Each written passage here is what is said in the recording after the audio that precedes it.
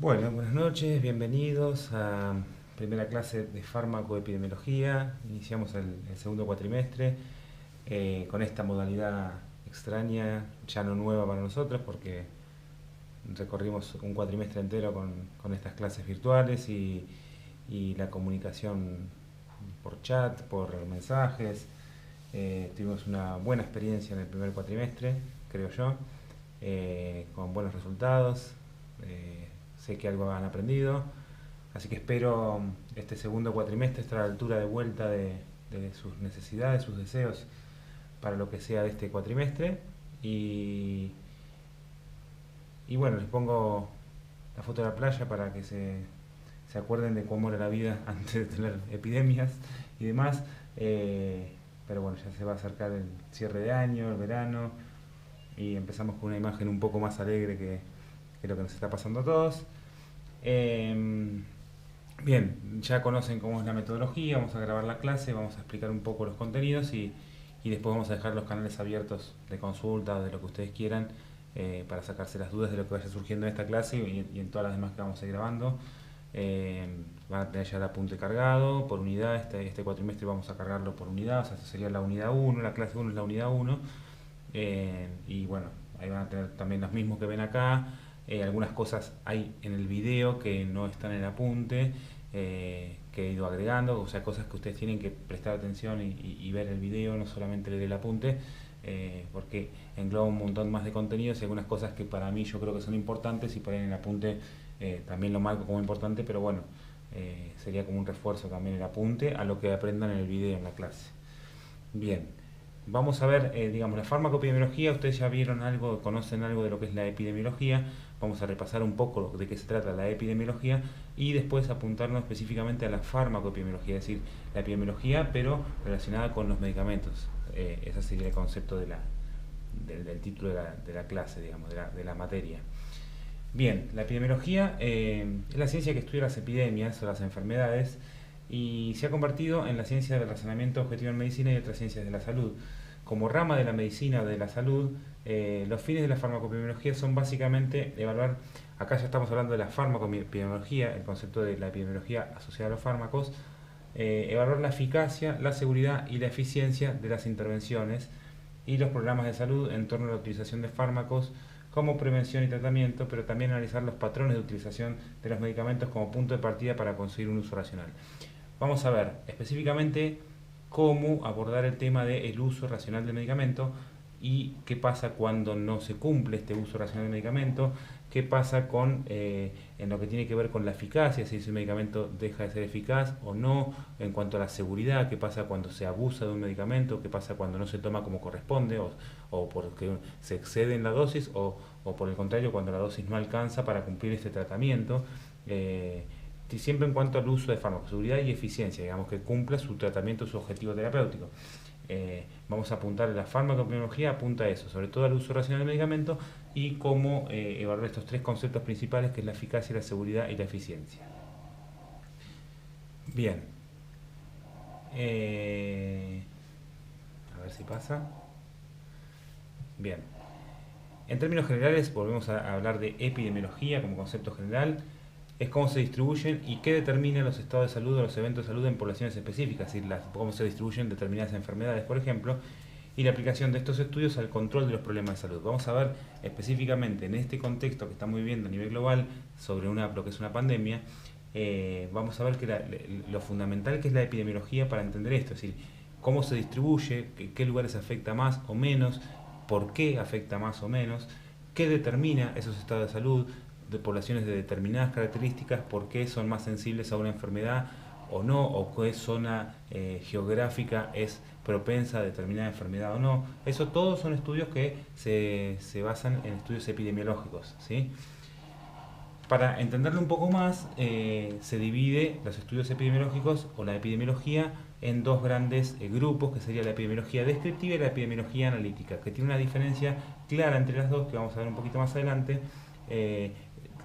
Distintos tipos de epidemiología descriptiva, de qué se trata y qué se trata de epidemiología analítica. Se hacen estudios epidemiológicos que por diseño de un estudio se entienden los procedimientos, los métodos y las técnicas mediante las cuales un investigador selecciona las poblaciones de los pacientes, recoge la información, la analiza e interpreta los resultados.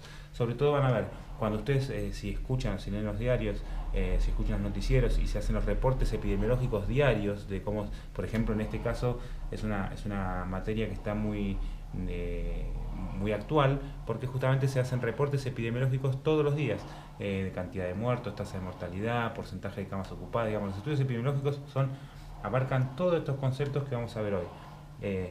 Se diseña un estudio que tiene que ver con esto, como seleccionar qué poblaciones vamos a estudiar o qué pacientes.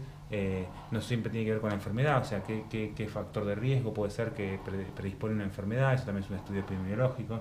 Bueno, en fin, todo lo que tenga que ver con la salud lo abarca la epidemiología. Bien, los principios de la epidemiología básica. Los principios básicos son explicar los principios del proceso causal de las enfermedades y por qué se producen las enfermedades. Subrayando la importancia de los factores ambientales modificables. Factores ambientales hay determinados, que vamos a ver más adelante con algunos ejemplos, determinados factores ambientales que predisponen al desarrollo de una enfermedad y son factores que pueden modificarse. Es decir, un ejemplo básico, el agua no potable es un factor de riesgo para el desarrollo de determinadas enfermedades. Bueno, es un factor ambiental modificable. Las poblaciones, si evaluamos, no sé, la incidencia, podemos hablar los términos que uso, después vamos a ver qué significan. Pero si nosotros la incidencia de las diarreas crónicas en poblaciones donde no tienen acceso a agua potable y la incidencia en poblaciones donde tienen agua potable, van a ver la diferencia entre un factor ambiental que se puede modificar o no. Estimular la aplicación de la epidemiología a la prevención de la enfermedad y la promoción de la salud, la higiene ambiental y la salud laboral. Preparar a los profesionales de la salud para enfrentar las necesidades crecientes de cobertura de todos los aspectos de la salud de las poblaciones, garantizando el mejor uso posible de los recursos en los servicios de salud. Estimular la buena práctica clínica mediante la introducción de los conceptos de la epidemiología clínica y favorecer permanentemente el interés en la epidemiología. Esto es de qué se trata o cuáles son los principios que abarcan los principios básicos de la epidemiología. Bien. Etimológicamente, sí, por definición, por raíz de la palabra, el vocablo de epidemiología proviene del griego epi, que quiere decir acerca de, y demos, que quiere decir del pueblo. O sea, se va a analizar las enfermedades en términos de población, en razonar en términos de grupos, es decir, grupos poblacionales, o no sé, un determinado país, una determinada ciudad, un determinado grupo etario, o sea, de poblaciones de determinada edad, hombres, mujeres, determinado sexo. Se pueden hacer, digamos, siempre en términos de grupos, ¿sí? Se hacen los estudios epidemiológicos, no de individuos, porque hay una gran variabilidad individual, hay determinada predisposición de determinados grupos de étnicos, grupos de factores fisiológicos, como ser la edad, el peso, la altura, si es un niño. Bueno, siempre evaluamos grupos. Y en función de ello y de la aceptada causalidad multifactorial, es decir, sabiendo que una enfermedad tiene múltiples factores que la producen, se acostumbra a trabajar en términos de probabilidad. Es decir, si una determinada población de gente cumple con determinados factores, es probable que, por ejemplo, una enfermedad suceda. Digamos, esa predisposición que tienen determinados grupos demográficos, sabiendo que es multifactorial, que hay muchas causas por las cuales se produce una enfermedad, qué probabilidad hay de que se desarrolle determinada enfermedad. El método epidemiológico entonces está basado en la observación sistemática y rigurosa de los hechos que ocurren en forma natural. Los estudios se clasifican en estudios observacionales y experimentales. También los estudios, la epidemiología era descriptiva o analítica, pero los estudios epidemiológicos pueden ser tanto observacionales, que son dentro de los observacionales descriptivos o experimentales, Todo terminología que estoy repitiendo, pero ahora vamos a ver bien de qué se trata cada cosa. La epidemiología descriptiva, es decir, la que va a aportar datos, digamos, a aportar cifras, valores. Hay distintos estudios observacionales de casos. Por ejemplo, reporte de casos reporta las características o el resultado de un simple sujeto o evento clínico. Un caso de un paciente que tiene cáncer de pulmón. Serie de casos reporta las características o resultados de un grupo de sujetos mayor a 1. Bueno, reporte de casos, serie de casos son estudios descriptivos. En realidad acá evalúa la serie de casos, sujetos con cáncer de pulmón, va a estudiar a varios. Reporte de caso, si bien sabemos que hablamos en términos de población, si vamos a hablar en este caso de un individuo, pero vamos a ver qué características tiene la población, por ejemplo, para que un individuo le dé, en este caso, tenga probabilidad de tener cáncer de pulmón. ¿Qué pasa con, por ejemplo, vamos a estudiar los fumadores con respecto al cáncer de pulmón? pero estos estudios son solamente observacionales, digamos, se sacan datos, se obtienen datos de la realidad. Y descriptivos, van a tirar datos de lo que pasa. En medio no se entiende mucho, después lo vamos a entender mejor con los ejemplos. Y la epidemiología es la observacional, y después tenemos la epidemiología, una cosa era la observacional y la otra era la analítica. Una vez que se formulan las hipótesis, de la epidemiología descriptiva se determinan hipótesis, es posible analizar esas hipótesis para confirmarlas o rechazarlas con el uso de diferentes técnicas estadísticas que permiten hacer inferencias acerca de una asociación o relación causal entre variables. Es decir, se pueden sacar conclusiones de la hipótesis que surge de la epidemiología observacional. La analítica ya empieza a intercambiar los datos, entrecruzar datos y poder hacer una inferencia, predecir lo que puede llegar a pasar, digamos. Los estudios analíticos observacionales analizan la relación que existe entre la ocurrencia de una enfermedad y la exposición a determinados factores de protección o de riesgo en diferentes grupos. Por ejemplo, un grupo que no está expuesto al factor en cuestión y otro grupo que sí lo está. En el caso que hacíamos, por ejemplo, de la diarrea crónica en relación al uso de agua potable o no, por ejemplo. Y la epidemiología analítica experimental, ya en este caso, van a ver que el analista, digamos, el científico que participa ya modifica los datos o altera los datos en forma experimental, digamos. También examina hipótesis, pero lo hace de un modo más estricto, es decir, es analítica porque también utiliza grupos de comparación, pero el investigador no solo observa y analiza los datos, que sería como la analítica observacional, sino que interviene activamente en el manejo y control de la exposición, especificando las condiciones del estudio, seleccionando los grupos de tratamiento, la naturaleza de las intervenciones, el manejo de los pacientes durante el seguimiento, etcétera, etcétera, etcétera. Digamos, se van modificando factores para hacer para obtener datos más estrictos en cuanto a la información que obtenemos, digamos. En cierto sentido, controla el proceso de la investigación e introduce modificaciones necesarias para que se realice. Bien, ahora vamos a ver una pirámide que les pongo en cuanto a la sensibilidad del método, es decir, los datos cuántos son más rigurosos lo que se obtiene de un tipo de experiencia u otra. Bien, habíamos visto algunos estudios, reporte de casos, estudios observacionales descriptivos, estudios observacionales analíticos. Estos son ejemplos, no importa, corte transversal, es otro tipo de estudio que se hace. Yo se los nombro, no me interesa que sepan de qué se trata cada estudio, pero sí que sepan, después más adelante vamos a ver si sirven para generar una hipótesis, para comprobar una hipótesis generada en otro estudio y demás. Por ejemplo, el cross-seccional o transversal, corte transversal se llama, la presencia o ausencia de enfermedad son determinados por cada miembro de la población o una muestra representativa de esta. Seguimos hablando de prevalencia de cáncer de pulmón, pero hacemos un corte en la sociedad, digamos, por ejemplo, en prevalencia del cáncer de pulmón en la ciudad de Neuquén, pero después vamos a decir en pacientes mayores entre 45 y 50 años. Bueno, ahí ya hacemos un corte transversal, digamos, vamos a dejar población afuera de este tipo de estudio, de este ejemplo que estamos dando. No se preocupen mucho por entender los ejemplos, los nombres de los estudios, no se los tomo, eso sí que sepan que algunos son observacionales y otros descriptivos, analíticos. Analíticos son estudios de casos y controles, identifica un grupo de personas con enfermedad y las compara con otras sin enfermedad, por eso se llama casos versus controles. Los que tienen casos y los que tienen enfermedad, y control el grupo que no tiene esa enfermedad. Y las compara con otros sin enfermedad. Casi siempre son retrospectivos. Los estudios retrospectivos, después vamos a ver, son los estudios que van hacia atrás. Las causas del cáncer de pulmón. Entonces vamos a ver, cáncer de pulmón, bueno, ¿qué relación tiene, por ejemplo, en fumadores? Entonces tenemos que ir a personas que han fumado entre los 18 y los 30 años y personas entre 50 y 70 años que han fumado desde los 18 años. Hacemos un grupo de personas, vamos a comparar los que tienen cáncer de pulmón en relación con los que no tienen, digamos, del grupo de... Estoy diciendo ejemplos muy al aire, pero quiero que lo entiendan así. Hay 100.000 personas en menos, vamos a decir, por ejemplo, el caso de Neuquén. Vamos a decir, la población de entre 50 y 70 años son 50.000 personas. Bueno, vamos a ver de esos cuántos han fumado y de esos cuántos tienen cáncer de pulmón. Los que tienen cáncer de pulmón serían los casos, la población en general serían los controles, los que no tienen. No se preocupen mucho por estos ejemplos, pero yo trato de hacer un poco más con ejemplos concretos para que entiendan el concepto, digamos, pero no les tomo de qué se trata cada estudio. Estudio de cortes, es el grupo de población expuesta a un factor de riesgo comparado con un grupo no expuesto el resultado es incidencia de la enfermedad en cada grupo. Ejemplo, desarrollar cáncer de pulmón en fumadores. Bien. Avanzamos un poquito con esto porque... Bien, esto sí sería importante. Presten atención a esta diapositiva. La epidemiología es la rama de la medicina que estudia la distribución de las enfermedades en la población y sus determinantes, es decir, qué lo causan.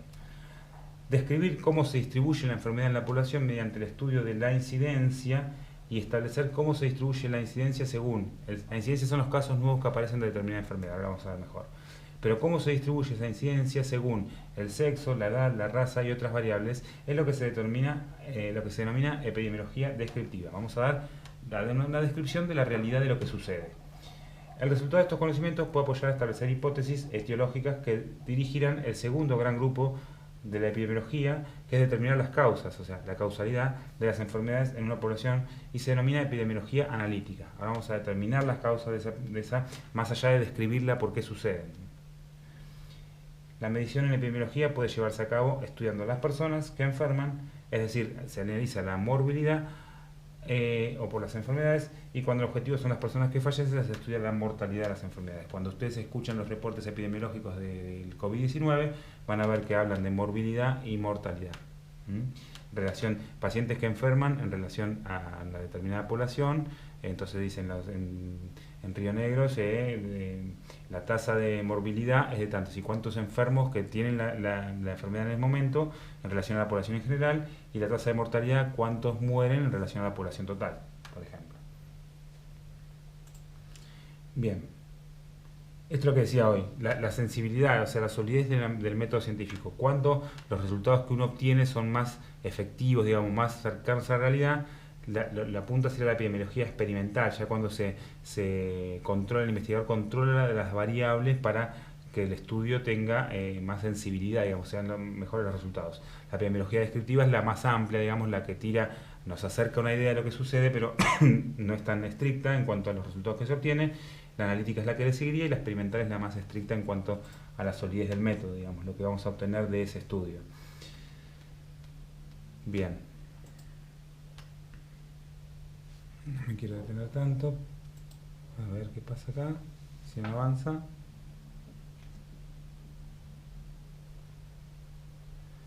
Bien. Espero que vayan entendiendo hasta acá. Después, por supuesto, vamos a tener todas las vías de comunicación que empleamos siempre. A ver si colgó esto. Aguántenme.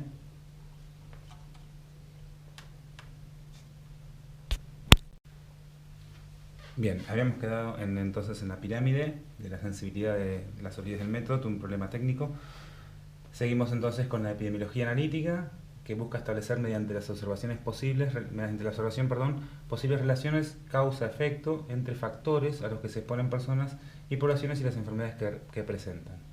Relación causa-efecto, lo que decíamos hoy, relación de causa, la falta de agua potable con la diarrea crónica, por ejemplo.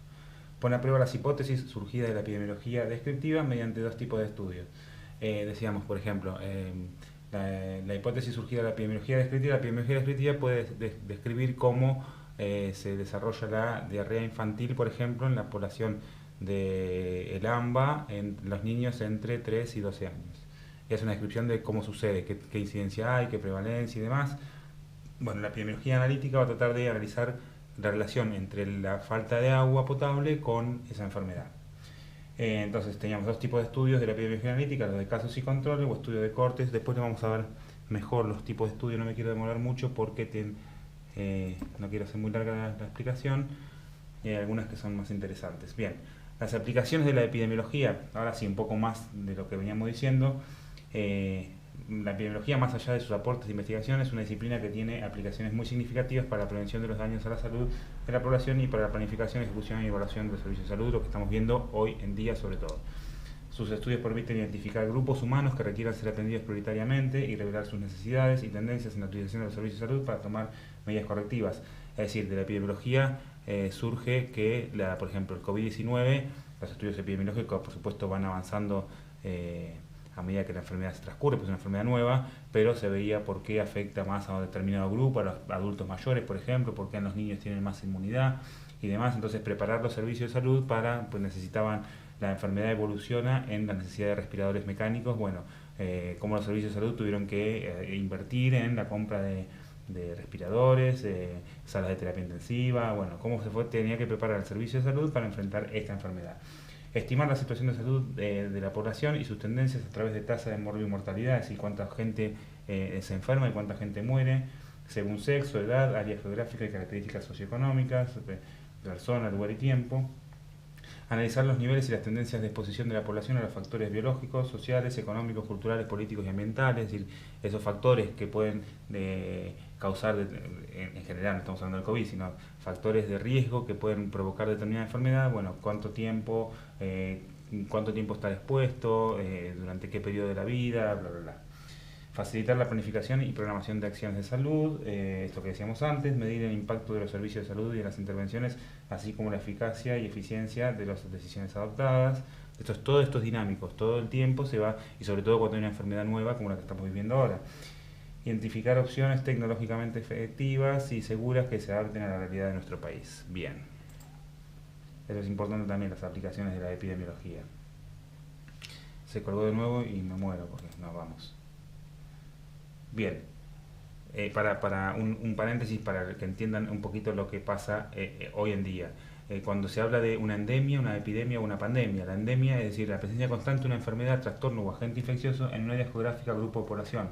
Es decir, como había dengue, zika en Brasil, por ejemplo, malaria en algunas regiones de África.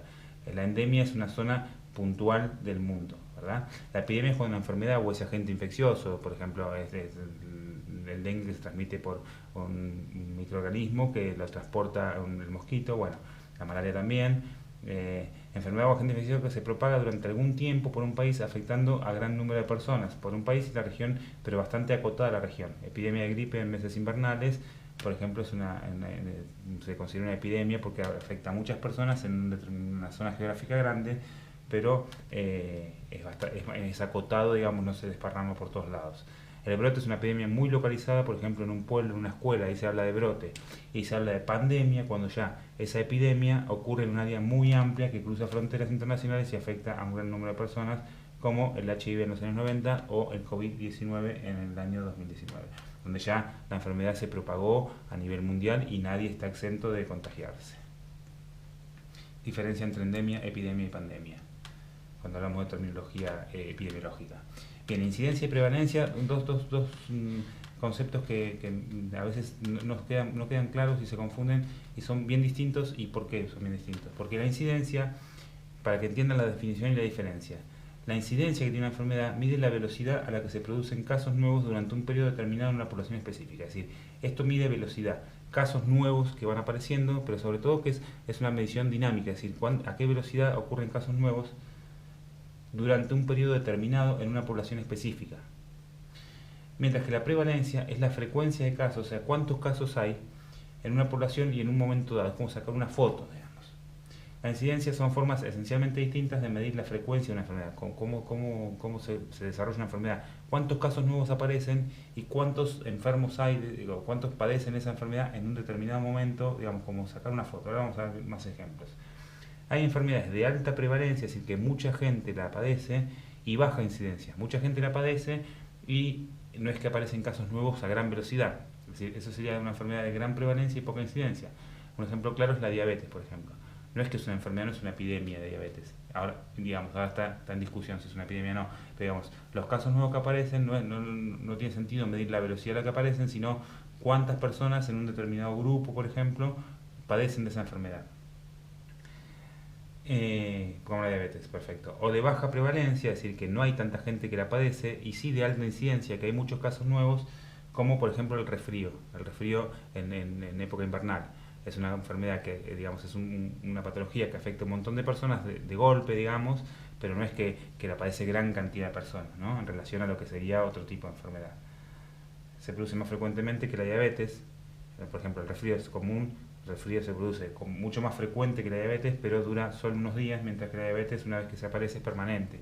Las enfermedades crónicas se habla de prevalencia, para describirlas, digamos.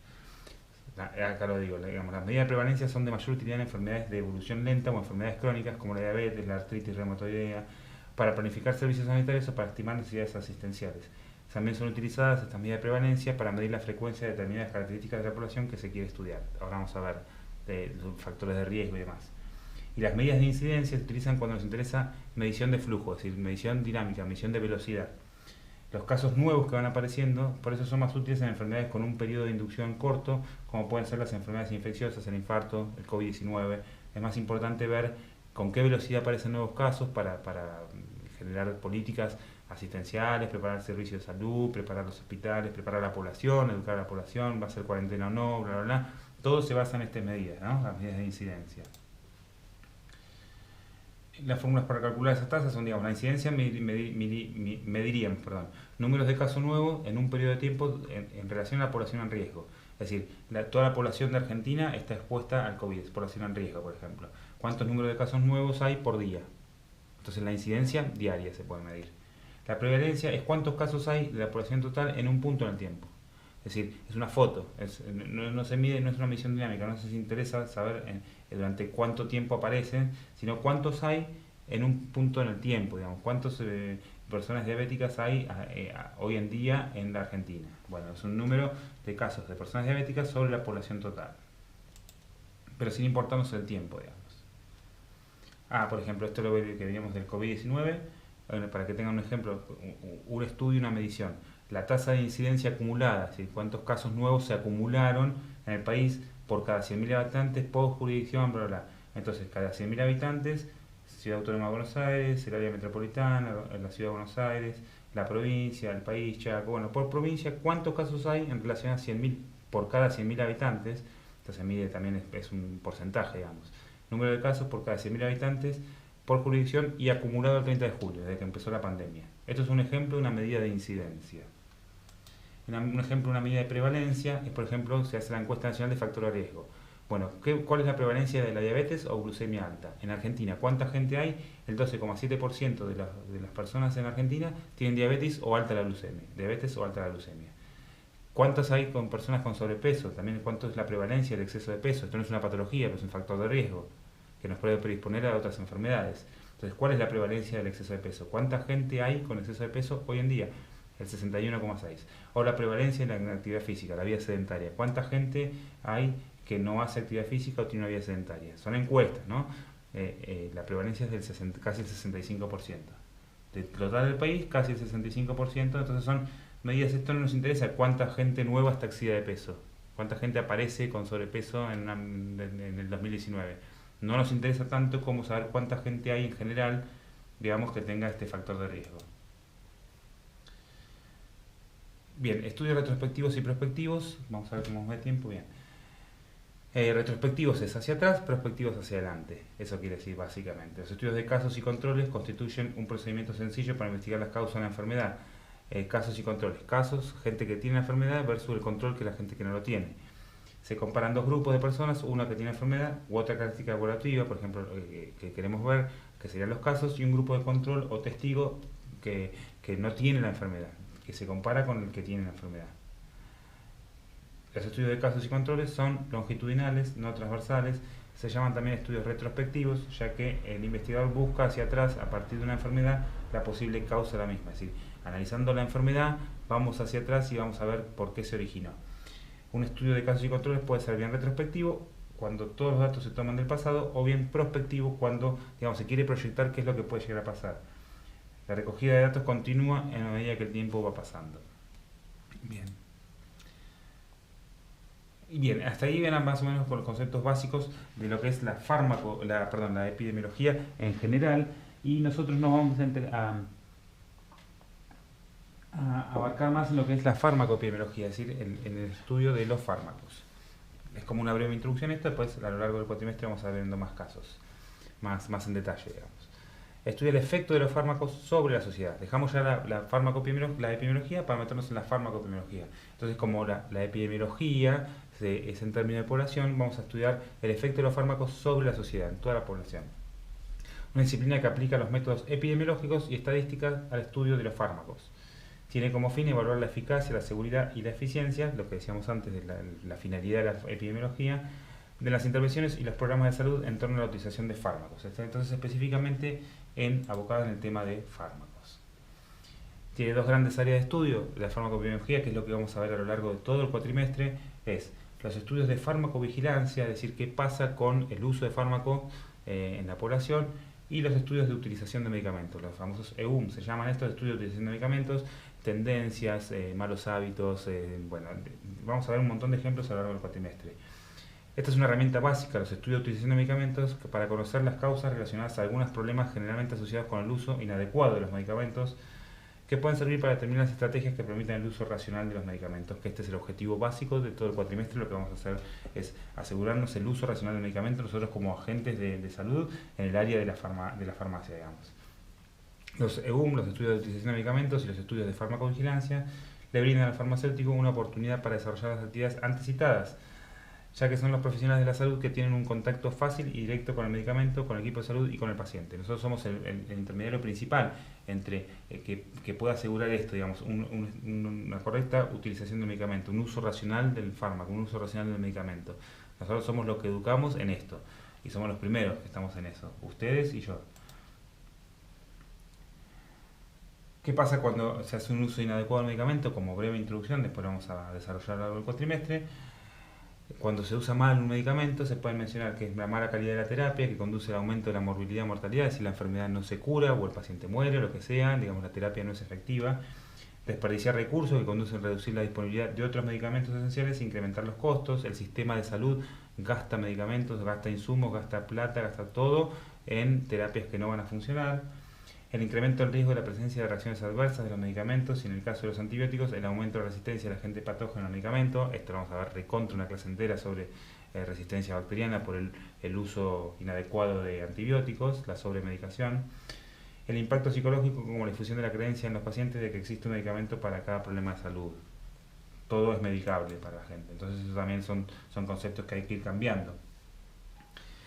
Bien, la metodología empleada, me asomo porque quiero ver cuánto tiempo para no extenderme mucho. Las aplicaciones de los estudios farmacoepidemiológicos trata de considerar las tres categorías de la investigación epidemiológica, es decir, descriptiva, analítica y evaluativa, tomando como punto de referencia el medicamento, ya sea para analizar cómo se utiliza o bien para determinar los efectos que causa una mala utilización.